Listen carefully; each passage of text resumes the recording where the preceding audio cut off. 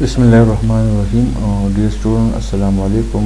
यहाँ एग्जाम्पल में हमारे पास system of simultaneous linear equation दिया गया है। इसी सिस्टम में 3 इक्वेशंस है और 3 वेरिएबल्स है। इन इक्वेशन का कोएफिशिएंट मैट्रिक्स m यहाँ पे हमने लिखा है। m को लिखने के लिए हम फर्स्ट इक्वेशन के एक्स वाई जेड और सेकंड इक्वेशन के एक्स वाई जेड और थर्ड इक्वेशन के एक्स वाई जेड के कोएफिशिएंट लिखते हैं। जिस इक्वेशन में कोई टर्म मिसिंग हो तो उसके लिए हम 0 लिखते हैं। फर्स्ट इक्वेशन में y वाला टर्म नहीं है तो इस यहाँ पे हम 0y कंसिडर करते हैं और 0y से हम 0 लेते हैं। इसी तरह थर्ड इक्वेशन में z टर्म नहीं है तो हम 0z कंसिडर करते हैं और z का कोएफिशिएंट 0 लेते हैं। फिर ऑगमेंटेड मैट्रिक्स हम लिखते हैं। ऑगमेंटेड मैट्रिक्स को हम a b से ज़ाहिर करते हैं और ऑगमेंटेड मैट्रिक्स लिखने के लिए हम फर्स्ट 3 कॉलम में कोएफिशिएंट मैट्रिक्स लिखते हैं और लास्ट कॉलम में हम इक्वेशन के जो राइट साइड में कांस्टेंट है उनको लिखते हैं। अब ये एक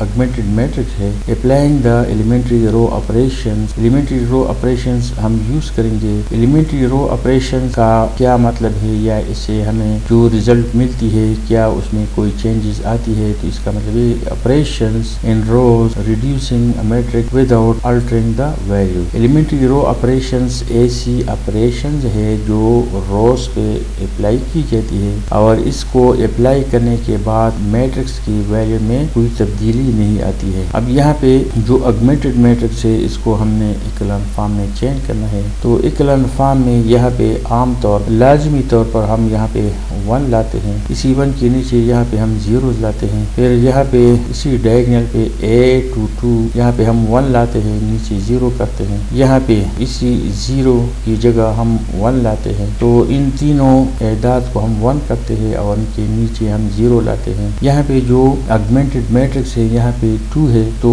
इसी 2 को हम 1 बना सकते हैं बाय डिवीजन, लेकिन इसको 1 बनाने से पहले हम इसी 6 को और इसी 2 को 0 करते हैं और सबसे आखिर में इसी 2 को हम 1 करेंगे। तो यहाँ पे हमारे पास जो ऑपरेशन है R2 -3 टाइम्स R1 यानी फर्स्ट रो को हम -3 से ज़रब देंगे और फिर सेकंड रो के साथ हम ऐड करेंगे। तो यहाँ पे अगर हम -3 से ज़रब देंगे तो ये -6 होगा, ये +6 होगा, तो यहाँ पे 0 आएगा। इसी तरह 3 × 0 0 हो गया, 0 के साथ जब 5 ऐड होगा तो ये 5 आ गया। इसी तरह यहाँ इसी -1 को जब हम -3 से ज़रब देते हैं तो ये 3 है, 3 और 3 ये 6 होगा। यहाँ पे -6 होगा, -6 + 7 यहाँ पे 1 होगा। अब यहाँ पे 2 है तो इसी 2 को 0 करने के लिए हम कौन सा ऑपरेशन यूज करते हैं? R2 - R1, R3 - R1, R3 - R1 से ये 2 0 होगा। तो 2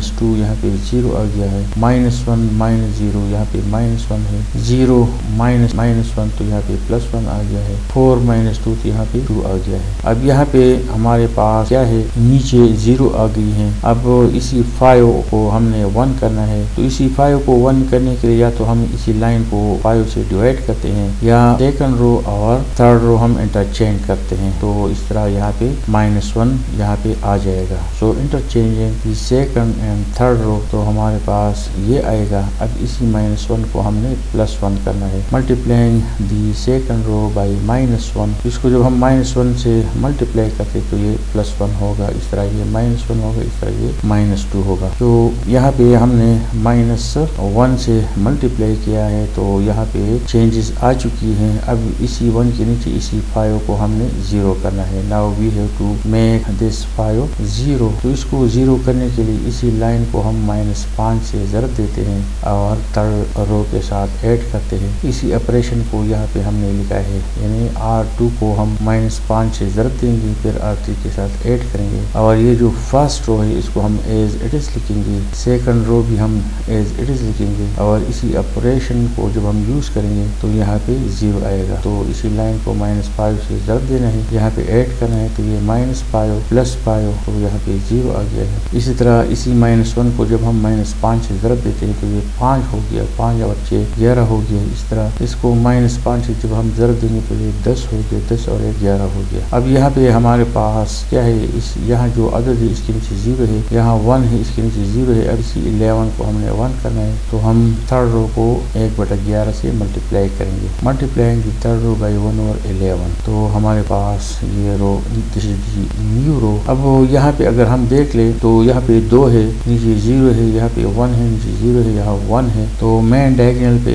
1 आ चुका है माँ सिवाय इसी 2 के। अब इसी 2 को हमने 1 करना है। So multiplying the first row by 1/2, 1/2 से ज़रब देना है फर्स्ट रो को। इस तरह ये चेंजेस आ गई हैं। 2/2 तो ये 1 आ गया। इसी तरह ये 0 होगा, ये -1/2 होगा, ये 1 होगा। अब यहाँ पे अगर हम देख ले तो मेन डायगोनल पे यहाँ पे 1 है, यहाँ भी 1 है, यहाँ भी 1 है। तो मेन डायगोनल पे 1 है और नीचे 0 है। तो this is the echelon form. और ये जो इक्लान फॉर्म है इसकी शक्ल इस जैसी है, ये भी इक्लान फॉर्म है। हम किसी भी ऑगमेंटेड मैट्रिक्स को इसी फॉर्म में लाने की कोशिश करते हैं। This is the echelon form. तो ये एक इक्लान फॉर्म है। This is equation 1। Equation 1 is in row echelon form. ये क्या है, this matrix is in row echelon form. ये रो इक्लान फॉर्म में है। जब कभी augmented matrix row echelon form में आ जाए तो इस मेथड को हम गॉस एलिमिनेशन मेथड कहते हैं। By Gauss elimination method rewrite the system of equations and then apply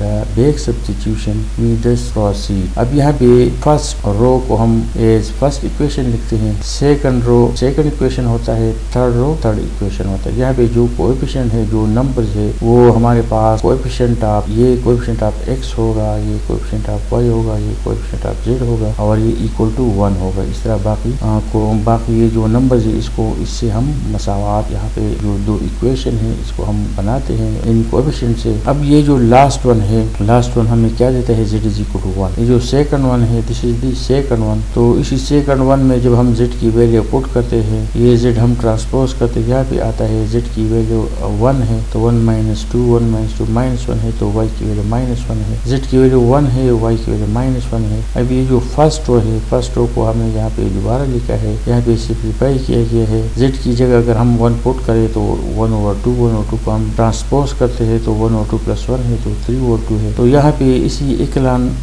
form से हमने 3 इक्वेशन लिखे जहाँ से हमें z की वैल्यू, x की वैल्यू, y की वैल्यू मिल चुकी है। तो इसी मेथड से जब वैल्यूज हम मालूम करते हैं तो इसको हम गॉस एलिमिनेशन मेथड कहते हैं। In one matrix is in row echelon form और बैक पेज पे जो मैट्रिक्स था इक्लान फॉर्म में, वहाँ पे रैंक ऑफ m और रैंक ऑफ a भी बराबर है, 3 है और नंबर ऑफ वेरिएबल भी 3 है। अगर हम देख ले तो यहाँ पे m का रैंक 3 है, a का रैंक भी 3 है और नंबर ऑफ वेरिएबल भी 3 है। तो इस सूरत में हमारे पास जो सोल्यूशन होगा वो यूनिक सोल्यूशन होगा। In one the matrix is in row echelon form, यहाँ पे rank of m, rank of a भी और नंबर ऑफ वेरिएबल बराबर है, वेरिएबल्स x y z है। The system has a unique solution. तो इस सूरत में सिस्टम का जो सोल्यूशन है वो यूनिक होगा या one solution. The given system has a unique solution, that is it has one solution. तो x y z की जो वैल्यूज है ये हमारे पास मतलूबा आंसर है। बैक पेज में जो इक्लान फॉर्म था उसी इक्लान फॉर्म को यहाँ पे हमने दोबारा लिखा है। Now converting 1 into reduced echelon form.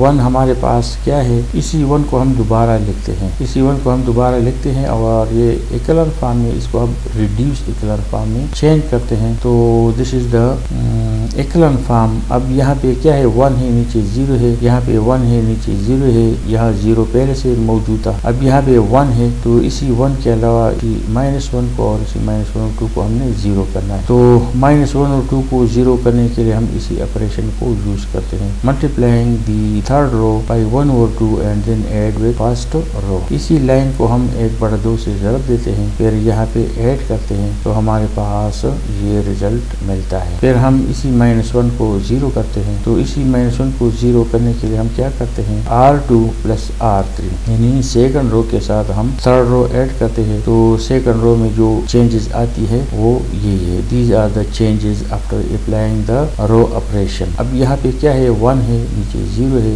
1 है नीचे और ऊपर 0 है, 1 है ऊपर 0 है। तो ये क्या है, this is the reduced row echelon form. अब यहाँ से जब हम x y z की वैल्यू लेते हैं तो इस तरीक़ाकार को हम गॉस जॉर्डन एलिमिनेशन मेथड कहते हैं। तो यहाँ पे x की वैल्यू क्या है, 3/2 है, यहाँ पे है 1y तो y y की वैल्यू -1 हो गया, यहाँ पे है 1z तो z की वैल्यू 1 हो गया। अब इन तीन वैल्यूज को हम यहाँ पे हमने लिखे है, these are the required, this is the solution set of the given system of equation. तो यहाँ पे जो आंसर था गाज एलिमिनेशन मेथड से या इक्वलेंट फॉर्म से आ चुका है। यहाँ पे जो आंसर है ये रिड्यूस इक्वलेंट फॉर्म से या गाज जॉर्डन एलिमिनेशन मेथड से मिल चुका है।